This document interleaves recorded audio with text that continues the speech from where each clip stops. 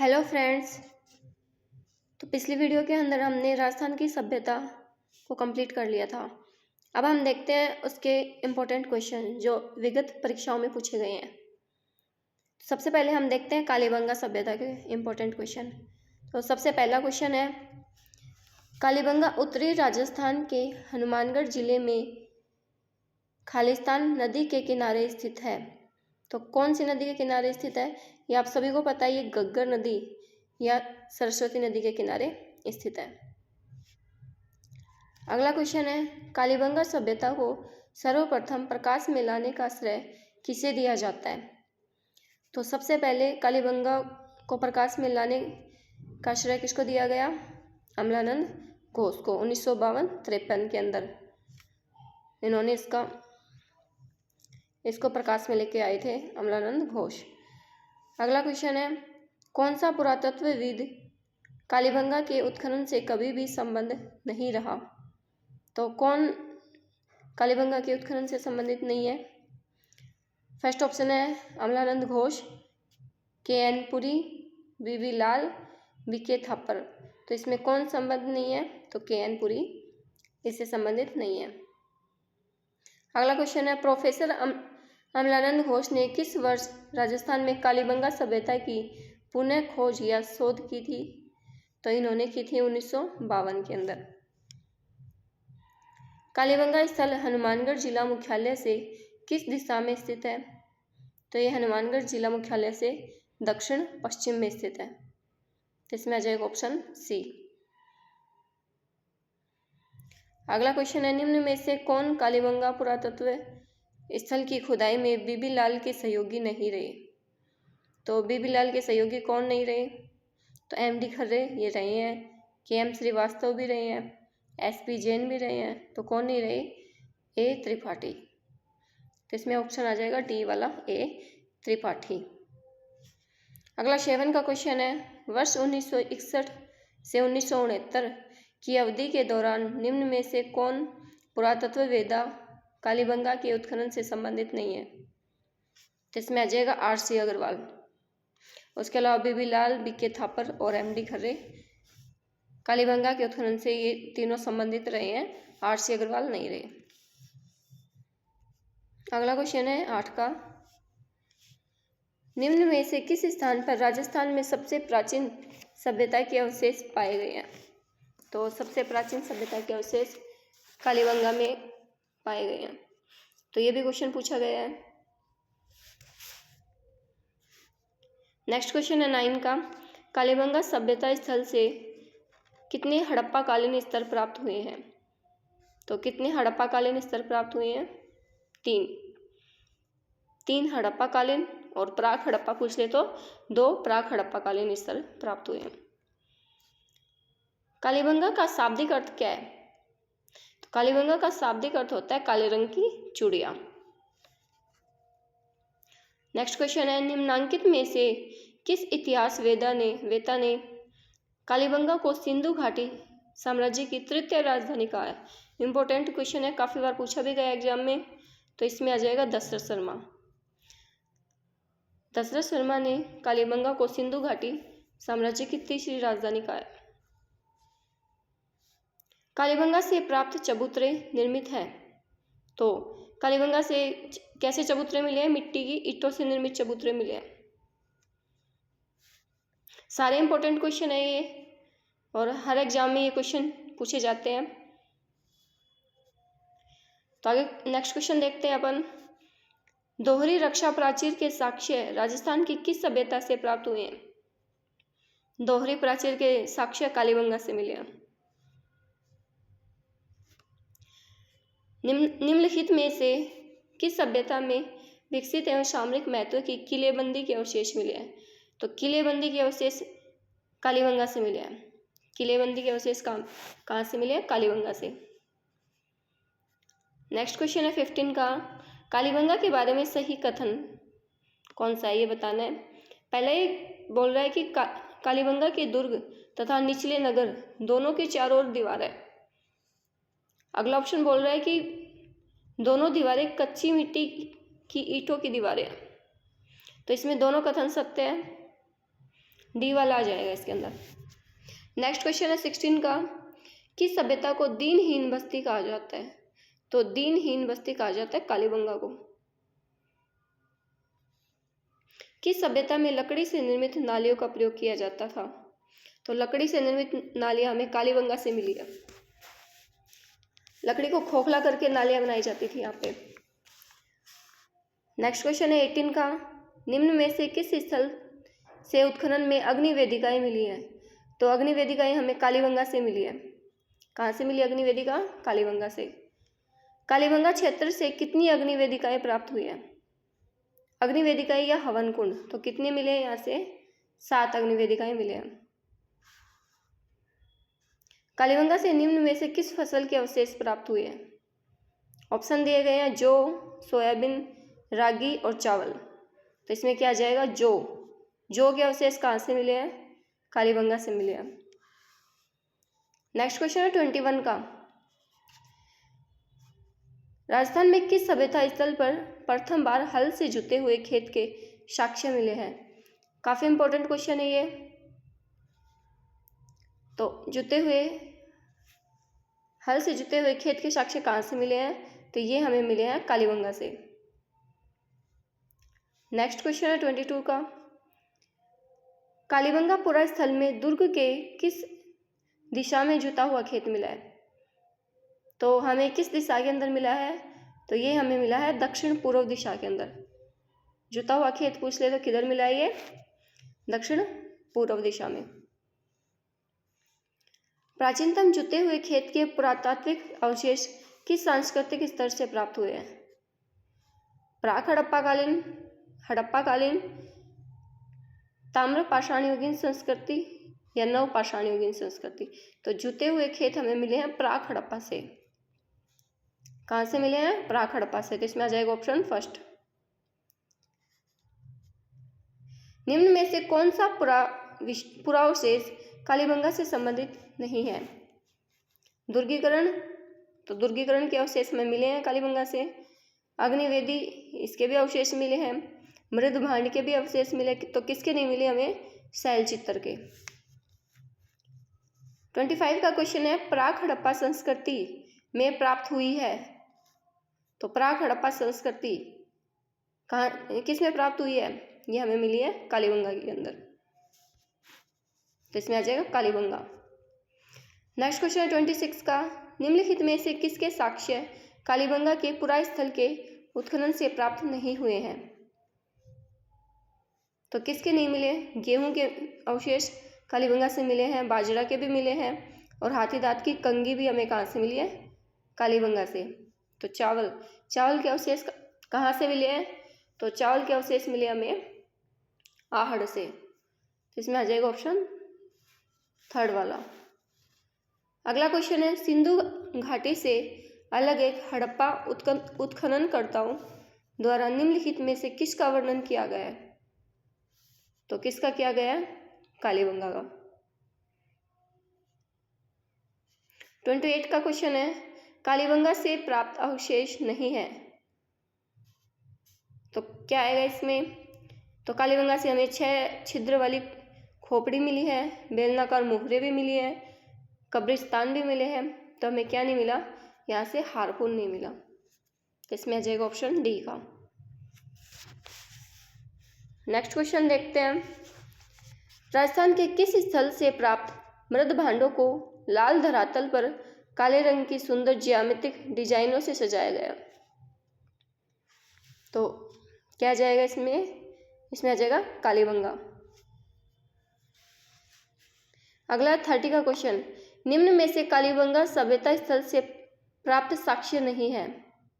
भूकंप के प्राचीन साक्ष्य हमें मिले हैं, खिलौना बैलगाड़ी भी मिली है कालीबंगा से, कांस्य दर्पण भी मिले हैं, कुष्ठ रोग के प्रमाण नहीं मिले हैं कालीबंगा से। तो क्या आ जाएगा? Option C. नेक्स्ट क्वेश्चन है 31 का, निम्नलिखित में से कौन सा स्थल कालीबंगा सभ्यता के विषय में सही नहीं है? कालीबंगा से ऊँट की हड्डियों के साक्ष्य मिले हैं। तो ये एकदम सही है। कालीबंगा से हमें क्या मिले हैं? ऊँट की हड्डियों के साक्ष्य।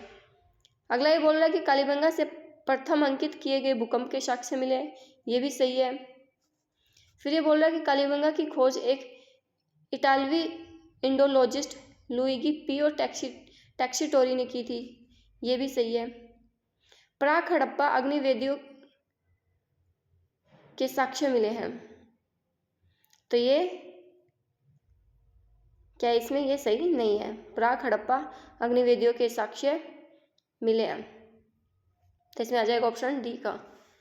अगला, स्वतंत्रता के पश्चात राजस्थान का उत्खनित पहला पुरातात्विक स्थल कौन सा है? तो स्वतंत्रता के पश्चात हमें कौन सा स्थल मिला है? कालीबंगा। अगला क्वेश्चन है 33 का, कालीबंगा से हड़प्पा पूर्व की सभ्यता से मिलते जुलते अवशेष पाकिस्तान में किस स्थान पर मिले हैं? तो कालीबंगा से मिलते जुलते अवशेष हमें कहाँ से मिले हैं? कोटदीजी से। कहाँ से मिले हैं? कोटदीजी से। नेक्स्ट क्वेश्चन है 34 का, कालीबंगा स्थल का उत्खनन किसके निर्देशन में हुआ? तो ये हुआ था भारतीय पुरातत्व सर्वेक्षण, नई दिल्ली। तो इसमें आ जाएगा ऑप्शन बी। अगला क्वेश्चन है 35 का, कालीबंगा के संदर्भ में निम्न में से असत्य है, तो जो असत्य है वो बताना है। इस सभ्यता का संबंध पश्चिम एशिया से था, तो ये बिल्कुल सही बात है। यह भारत का सबसे बड़ा पुरातात्विक स्थल है, तो ये क्या जाएगा इसमें? असत्य कथन है। अगला ये बोल रहा है कि कालीबंगा का नगर नियोजन सिंधु घाटी नगर नियोजन के अनुरूप था, तो ये एकदम सही है, सिंधु घाटी नगर नियोजन के अनुरूप था।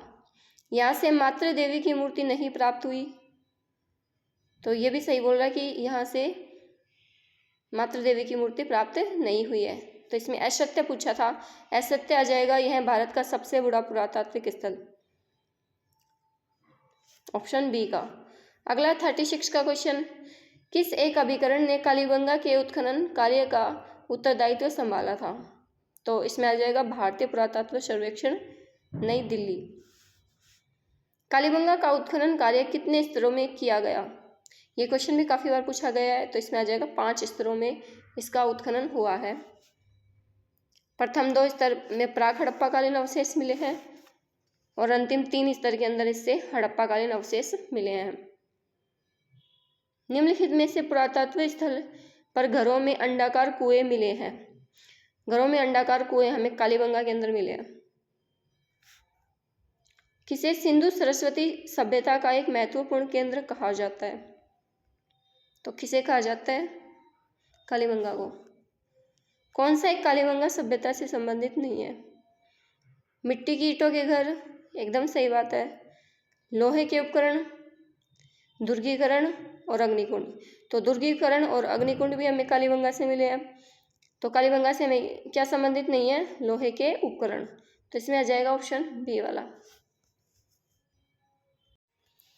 आगे हम देखते हैं अब आहड़ सभ्यता के इंपॉर्टेंट क्वेश्चन। फर्स्ट क्वेश्चन है, प्रोफेसर एच.डी. साकलिया के निर्देशन में जिस सभ्यता का उत्खनन हुआ वह कौन सी है? तो प्रोफेसर एच.डी. साकलिया थे आहड़ सभ्यता के अंदर। अगला है, निम्न में से कौन सा सुमेलित नहीं है? तो पहला दे रखा है बैराट।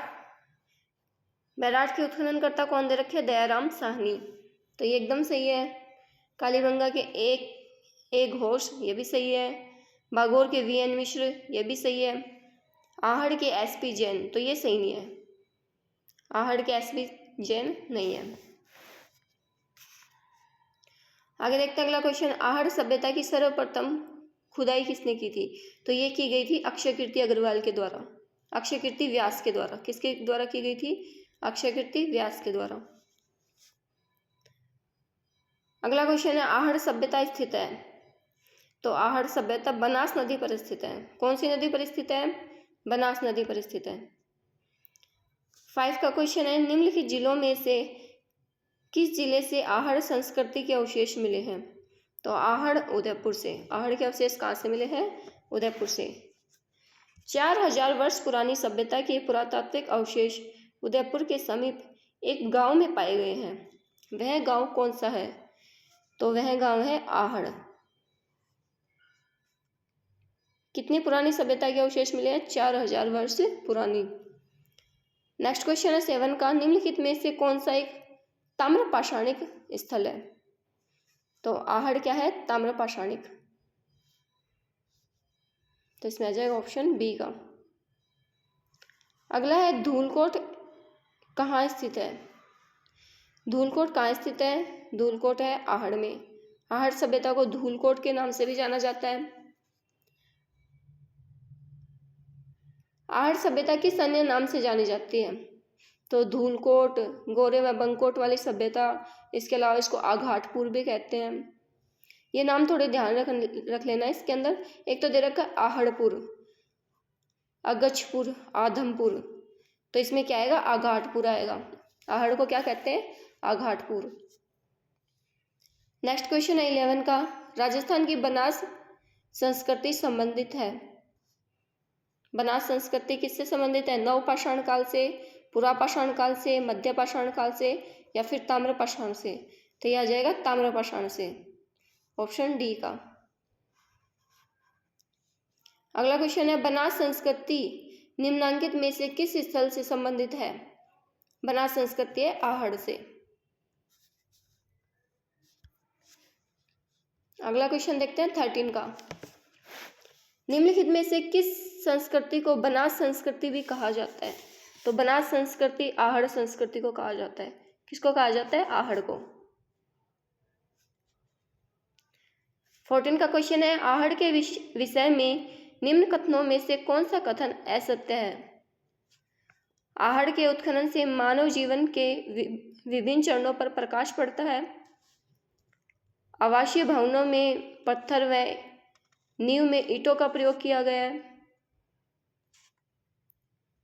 अगला ऑप्शन है सी का, मिट्टी तथा कच्ची ईंटों से निर्मित भवन अब उपलब्ध नहीं है।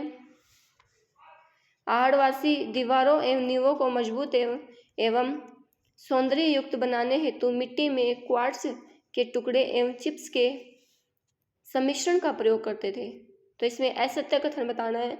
असत्य आ जाएगा इसमें बी का, आवासीय भवनों में पत्थर व नींव में ईंटों का प्रयोग किया जाता था। तो आवासीय भवन कच्ची ईंटों से बने होते थे, ना कि पत्थरों से।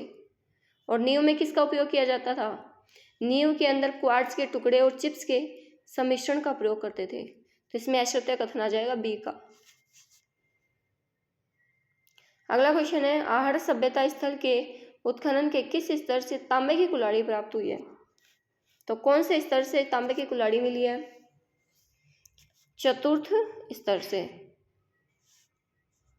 दो मुंह का चूल्हा व बहुत प्रकार के बर्तनों के साथ सिलबट्टा व पैन निम्नलिखित में से किस स्थान से खुदाई से मिले थे? तो दो मुंह का चूल्हा और बर्तनों के साथ सिलबट्टा और पैन, ये कहाँ से मिले हैं? ये हमें मिले आहड़ से। तो दो मुंह का चूल्हा पूछ ले कहाँ से मिला है? तो ये आहड़ से मिला है। ठीक है, इंपॉर्टेंट क्वेश्चन है 16 का। 17 का क्वेश्चन है, अनाज रखने के बड़े मृद भांड जिन्हें गोरे बंकोट कहा जाता है किस प्राचीन सभ्यता से प्राप्त हुए हैं? तो ये हमें आहड़ से प्राप्त हुए हैं। कहाँ से मिले? आहड़। इसलिए आहड़ को क्या कहा जाता है? गोरे व बंकोट वाली सभ्यता भी कहते हैं। 18 का क्वेश्चन है, कौन सी वस्तु आहड़ सभ्यता के स्थलों से संबंधित नहीं है? संबंधित नहीं है वो बतानी है। तो पहला इसमें दे रखा है चावल, तो चावल के अवशेष हमें आहड़ से मिले हैं, ये एकदम सही है। कृष्ण लोहित मृद भांड, ये भी सही है। तांबे की वस्तुएं, ये भी सही है। चित्रित धूसर मृद भांड, तो ये गलत है। तो इसमें आ जाएगा डी का, चित्रित मृद भांड कहाँ से मिले? कालीबंगा से। अगला क्वेश्चन है, लाल काले मृद भांड वाली संस्कृति का प्रमुख केंद्र था? तो लाल काले मृद भांड हमें मिले हैं आहड़ से। 20 का क्वेश्चन है, आहड़ के उत्खनन से प्राप्त कौन सी सामग्री बाह्य संपर्कों का संकेत देती है? तो यहाँ से हमें लेपिस लाजुली मिली है और इससे पता चलता है कि आहड़ का संबंध बाह्य संपर्कों से था। अगला है 21 का क्वेश्चन, कौन सा कथन सही है? जो सही है वो बताना है। गणेश्वर एक उत्खनन स्थल नहीं है, तो ये गलत है। बैराठ एक ग्राम्य संस्कृति का केंद्र था, ये भी गलत है। कालीबंगा लोह युग संस्कृति का एक उदाहरण था, ये भी गलत है। कालीबंगा काशीयुगीन है। अगला, आहड़वासियों का महत्वपूर्ण व्यवसाय अयस्क तांबे को गलाना तथा ताम्र वस्तुएं बनाना था, ये एकदम सही है, तो इसमें आ जाएगा डी का। अगला 22 का ये क्वेश्चन बोल रहा है कि आहड़ सभ्यता के बारे में सही कथन का चयन करना है। तो आहड़वासी तांबा गलाना जानते थे, तो ये सही है, तांबा गलाना जानते थे। ये लोग चावल से परिचित नहीं थे, तो ये गलत है। चावल के अवशेष हमें आहड़ से मिले हैं। अगला ये बोल रहा है कि धातु का काम आहड़वासियों की अर्थव्यवस्था का एक साधन था, ये भी सही है। और यहाँ से काले लाल रंग के मृद भांड मिले हैं, जिन पर सामान्यतः सफ़ेद रंग से ज्यामितीय आकृति उकेरी गई है, तो ये भी सही है। तो इसमें कौन कौन सा सही है? पहला, तीसरा और चौथा, तो इसमें ऑप्शन आ जाएगा ए का। अगला 23 का क्वेश्चन है, कौन सी फसल का उत्पादन आहड़ में होता था?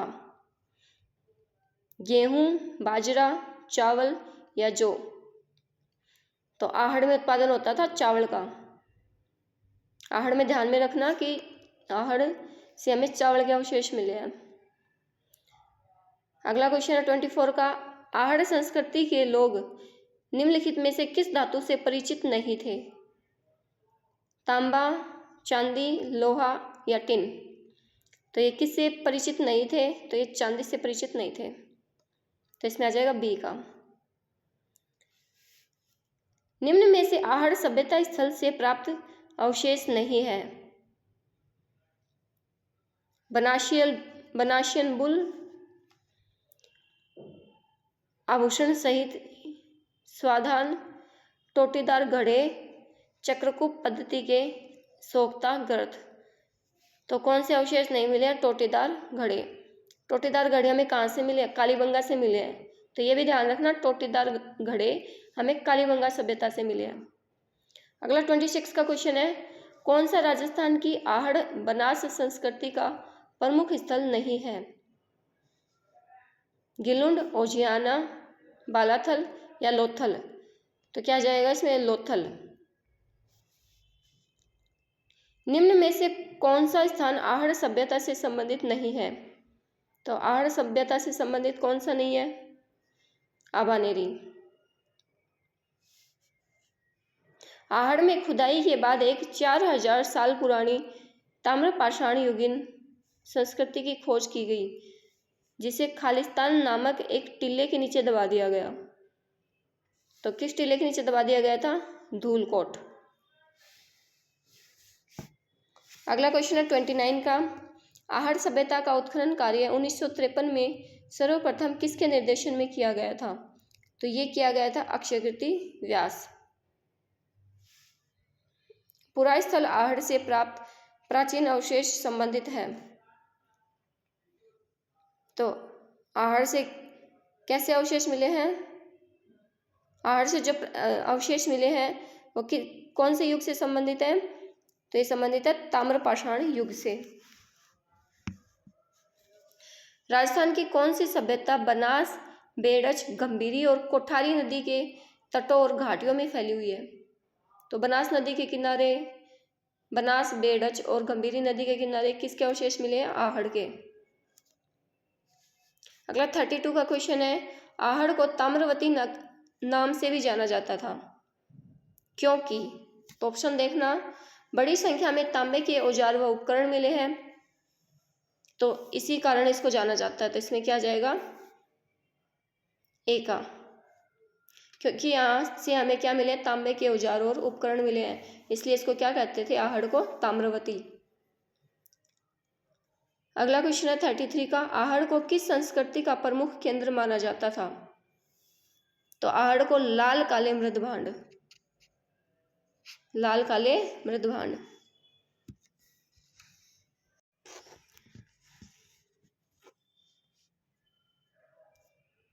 आगे देखते हैं। अब हम देखते हैं गणेश्वर सभ्यता के कुछ इंपॉर्टेंट क्वेश्चन। फर्स्ट क्वेश्चन है, गणेश्वर सभ्यता के अवशेष चिन्ह उपस्थित हैं। तो गणेश्वर सभ्यता के अवशेष कहाँ से मिलते हैं? सिक्कर से। प्राचीन गणेश्वर सभ्यता के अवशेष प्राप्त हुए हैं। तो गणेश्वर सभ्यता के अवशेष कहाँ से प्राप्त हुए हैं? ऑप्शन देखना, नीम का थाना, श्रीगंगानगर, पलसाना या रिंगस। तो इसमें आ जाएगा नीम का थाना। अगला है, निम्न में से किस नदी के किनारे स्थित गणेश्वर में ताम्रयुगीन सभ्यता के अवशेष पाए गए हैं? तो नदी कौन सी है? तो नदी है कातली नदी। गणेश्वर सभ्यता का उत्खनन किसके निर्देशन में हुआ? तो गणेश्वर सभ्यता का उत्खनन हुआ था आर.सी. अग्रवाल के निर्देशन में। किसके निर्देशन में हुआ? आर.सी. अग्रवाल के निर्देशन में। कब हुआ था? और ये ऐसे पूछ ले कि कब हुआ था, तो ये हुआ था 1977 में। अगला क्वेश्चन है 5 का, निम्नलिखित में से कौन सा ताम्र पाषाणिक स्थल खेतड़ी के निकट स्थित है? तो ये क्या जाएगा? गणेश्वर। प्राग ऐतिहासिक बस्ती जो हड़प्पा संस्कृति को तांबे की आपूर्ति करता थी। तो तांबे की आपूर्ति कौन करवाता था हड़प्पा को? गणेश्वर। तो इसमें आ जाएगा गणेश्वर। गणेश्वर सभ्यता किस काल से संबंधित है? तो यह है ताम्रकांस्य युग से। Option C. किस ताम्र पाषाणिक स्थल पर सबसे ज्यादा ताम्र सामग्री प्राप्त हुई है? तो ताम्र सामग्री हमें सबसे ज्यादा कहाँ से प्राप्त हुई है? गणेश्वर से। गणेश्वर को क्या कहते हैं? ताम्रवती नगरी।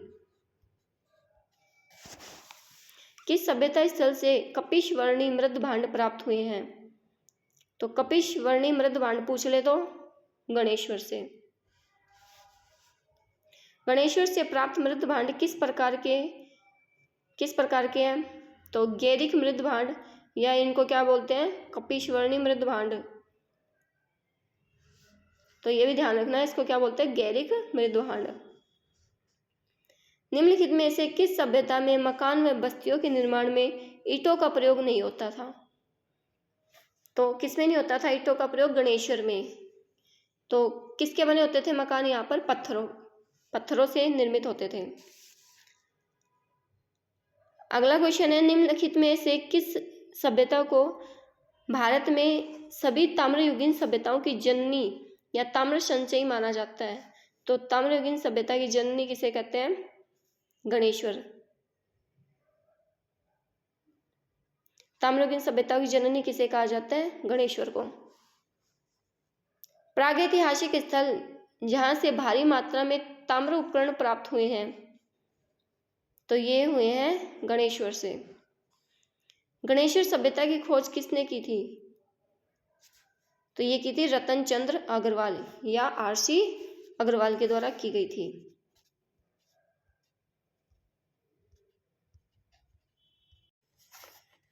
आगे अब देखते हैं बैराट सभ्यता से इंपॉर्टेंट कुछ क्वेश्चन हैं, वो देखते हैं। पहला क्वेश्चन है, दयाराम साहनी, नीलरतन बनर्जी एवं कैलाशनाथ दीक्षित की किस सभ्यता के उत्खनन में मुख्य भूमिका रही है? तो ये तीनों किससे रिलेटेड रहे हैं? ये रहे हैं बैराट से। भीम डूंगरी, गणेश डूंगरी, बिज्जक की पहाड़ी राजस्थान की किस सभ्यता से संबंधित है? तो ये संबंधित है बैराट से। प्राचीन स्थल एवं उत्खननकर्ता में कौन सा युग्म सही सम्मिलित नहीं है? जो नहीं है वो बताना है। पहला ऑप्शन है कालीबंगा अमलानंद घोष, एकदम सही है। बैराट केदारनाथपुरी, तो ये गलत है। आहड़ एस.डी. साकलिया, बागोर वी.एन. मिश्रा, ये दोनों भी सही है, तो इसमें आ जाएगा बैराट। बैराट से कौन कौन थे? दयाराम साहनी, नीलरतन बनर्जी और कैलाशनाथ दीक्षित। अगला क्वेश्चन है, बैराट या विराटनगर में प्रथम उत्खनन किसके नेतृत्व में किया गया था? तो प्रथम उत्खनन हुआ था दयाराम साहनी के नेतृत्व में, तो ऑप्शन आ जाएगा ए।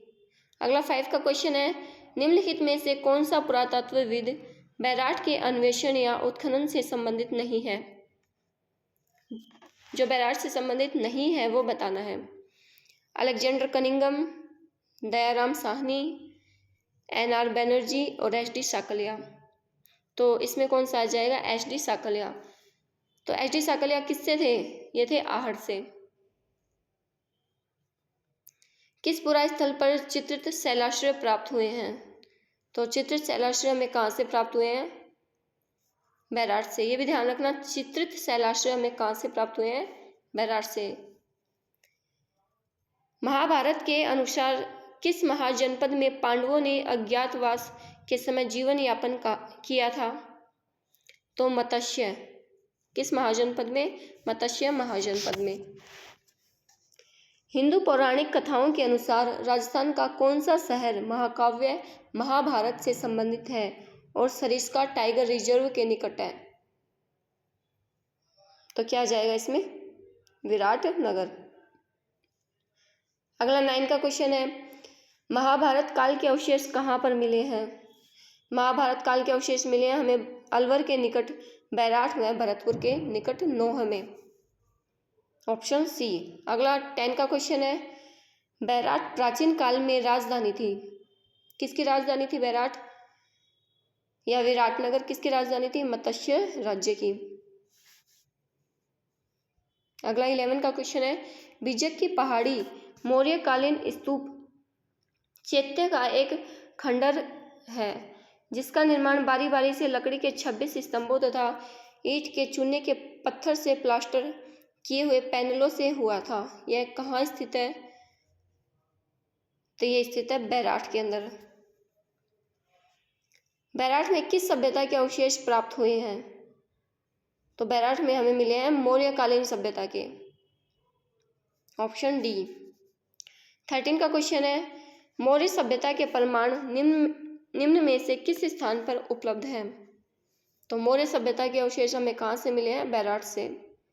मौर्यकालीन, महाभारत, इन सब के अवशेष हमें बैराठ से मिले हैं। 14 का क्वेश्चन है, राजस्थान में बौद्ध संस्कृति के अवशेष कहाँ मिले हैं? तो बौद्ध संस्कृति के अवशेष हमें मिले हैं बैराठ से। अगला 15 का क्वेश्चन है, 300 ईसा पूर्व से 300 ईस्वी तक के काल में राजस्थान में गोल चैत्यग्रह कहाँ मिला है? तो गोल चैत्यग्रह हमें मिला है बैराठ में। बैराठ स्थित पहाड़ी जहाँ बौद्ध विहार के अवशेष मिले हैं उसे जाना जाता है बिजक की पहाड़ी से। किस नाम से जाना जाता है? बिजक की पहाड़ी। आगे कथन दिए गए हैं, निम्नलिखित कथनों को पढ़िए। विराटनगर जिसे पहले बैराठ के नाम से जाना जाता था जोधपुर का एक शहर है। बैराठ मौर्य साम्राज्य का हिस्सा था। तो बैराठ जोधपुर का एक शहर है, ये गलत है। तो इसमें क्या आ जाएगा? बैराठ मौर्य समाज का हिस्सा था। तो केवल 2 सही है इसमें। राजस्थान के अशोक का शिलालेख कहाँ प्राप्त हुआ है? तो ये भी हमें मिला है बैराठ से। अगला क्वेश्चन है 19 का, बैराठ जयपुर के पास,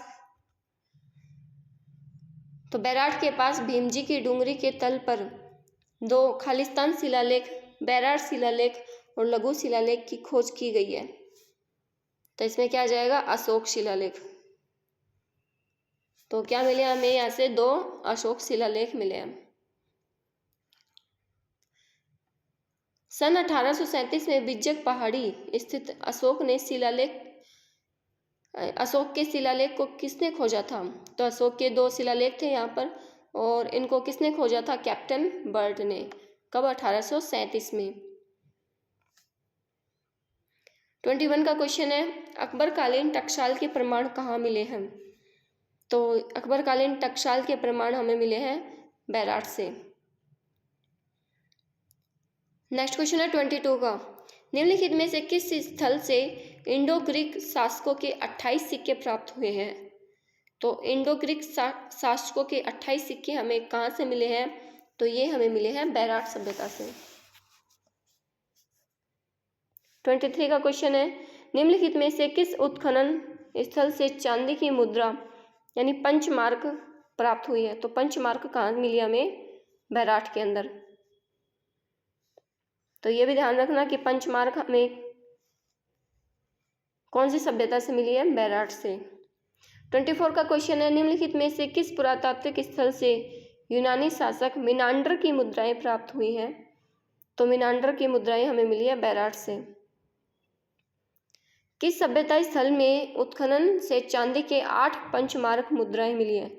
कितनी मुद्राएं मिली है? 8 पंचमार्क मुद्रा, ये बैराट से मिली है हमें। 26 का क्वेश्चन है, उत्तर गुप्तकालीन संख लिपि के लेख किस सभ्यता से प्राप्त हुए हैं? तो उत्तर गुप्तकालीन संख लिपि के अवशेष भी हमें बैराट से मिले हैं। भीम डूंगरी, गणेश डूंगरी राजस्थान की किस सभ्यता से संबंधित है? तो यह है बैराट सभ्यता से। निम्नलिखित में से किस पुरातत्व स्थल का 1962-63 में NR बनर्जी एवं KN दीक्षित ने उत्खनन किया था? तो बैराट सभ्यता क्या किया गया था 1962-63 में NR बनर्जी और KN दीक्षित के द्वारा। किस प्राचीन सभ्यता में सम्राट अशोक के 2 शिलालेख पाए जाते हैं? तो ये पाए जाते हैं बैराट के अंदर। आगे 30 का क्वेश्चन है, किस पुरास्थल के निवासी वस्त्र बुनाई की तकनीक से परिचित थे? तो ये थे बैराट के निवासी वस्त्र बुनाई की तकनीक से परिचित थे। नेक्स्ट क्वेश्चन है 31 का, निम्नलिखित में से किस पुरातात्विक स्थल से एक अभिलेख मिला है जिसमें मौर्य सम्राट अशोक के बौद्ध ग्रंथों के अध्ययन की अनुशंसा की गई थी? तो इसमें क्या आ जाएगा? इसमें आ जाएगा बैराट। तो ये इसके सभ्यता के इंपॉर्टेंट क्वेश्चन है जो काफ़ी बार एग्जाम में पूछे गए हैं। आगे हम मिलते हैं नेक्स्ट वीडियो के अंदर। आई होप आप सभी को ये वीडियो पसंद आई होगी। तो मिलते हैं नेक्स्ट वीडियो में एक नए टॉपिक के साथ।